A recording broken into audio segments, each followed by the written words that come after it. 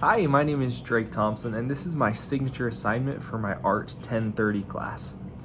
To start this video off, I just wanted to talk about my views on contemporary art and what I originally thought of that and what I now think of that. So to start the semester off, I thought contemporary art was weird, crazy, absurd, and my least favorite kind of art. And now here we are just a few months later, and I think contemporary art is weird, crazy, absurd, and that's why I love it. I'm going to walk you through the story of how that came to be and how my mindset changed on this topic. My interest for art really began when I was in 7th grade. That's when I signed up for my first art class, and anybody I'd ever talked to had absolutely loved this class. They loved the teacher, and I was really excited to see what could happen. During this class, I took it very seriously. I would take projects home, I would spend extra time practicing the different skills and concepts. I wanted to be good. I wanted to be an artist, and at the end of the semester, I was horrible. I did so terrible, unfortunately. On Fridays, the class would bring their different projects, and we'd put them at the front of the room and talk about things we did well and things we didn't do so good on. And I would look at the other classmates' projects and see how they'd improved throughout the semester. And then I'd look at my own, and it looked like my work was done by a kindergartner, and all of their work looked so good. And it was really disheartening for me, because I wanted to be an artist. I wanted to do well, and I was really trying to put in the effort. But I could not learn how to draw or sketch or paint, the different skills that we were learning in this class. And that was really disheartening for me. During my junior high school years, my grandma was vice principal at the junior high. And as you can imagine, that came with lots of different pros, but also lots of different cons. A few of the pros were that during the summer, I pretty much had my own key to the school, it felt like. I could go over there at any time and pretty much do whatever I wanted. I remember at one point I was walking by the art studios, and one of the professors happened to be in the ceramics room using the wheel and making a pot, and I thought it was amazing. And he reached out to me and asked if I had any interest to learn how to do pottery. And of course I was so interested. And so I spent about 6 weeks, the rest of that summer. I'd meet with him every morning for about an hour, and he would teach me the basics of ceramics and pottery. And I loved it. And because I had access to the school, I'd go over there and practice all the time. And I really became hooked, and I started to get better and loved it so much. And this was a big thing for me, because I learned that just because I couldn't do the drawing and sketching in the other class, that did not define me as an artist, that I was able to find pottery and ceramics and be able to become good at that and consider myself an artist in that area.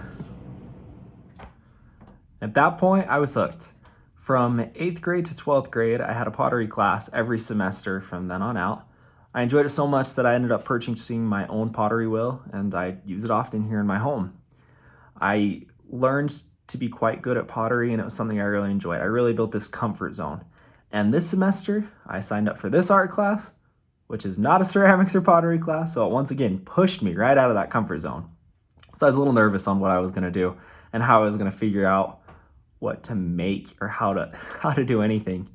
And so something that really helped me be motivated and figure out how to come up with ideas in this class was that every week we'd have a video that would talk about a few different artists, and we'd have to study that.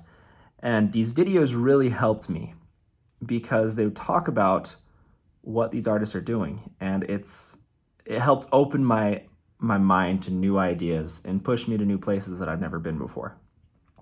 So there's 3 artists that I want to kind of highlight here and talk about how they helped me figure out what I was doing and how to make it through this course. The first one, I might be butchering his name. It's tough to say, bear with me. So his name is Du Ho She. And what he did for art is he made houses. He made giant, life-size, realistic houses out of cloth. And it's just like, how does somebody come up with that? How does somebody even think of that? But they were beautiful, and they were things that people would come to see in his galleries. And they were very realistic, describing his home where he grew up. And I just thought that was so awesome. That was an amazing form of art. And the next artist was William Kentridge. And I remember watching him draw something out of charcoal, and he wanted to add more to it. So we added music. He had somebody playing piano in the background and then an opera singer. And the piece was beautiful to look at, but then you could hear the beautiful music as well, and it really engaged the viewer. I thought it was awesome.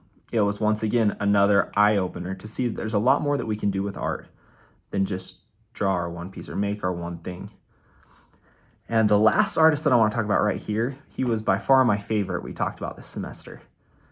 We studied him during a section that was focused on comedy, and his name is Walton Ford. I encourage you to look him up and look at some of his pieces because they are just absurd. They're nuts, and that's why I like it so much. One of his pieces that he's well known for is a giant dining table with all these monkeys going bananas. But it's really funny because all these monkeys are so detailed and they're all doing their own thing, and it's crazy. It's madness going on. It makes the viewer really laugh at it.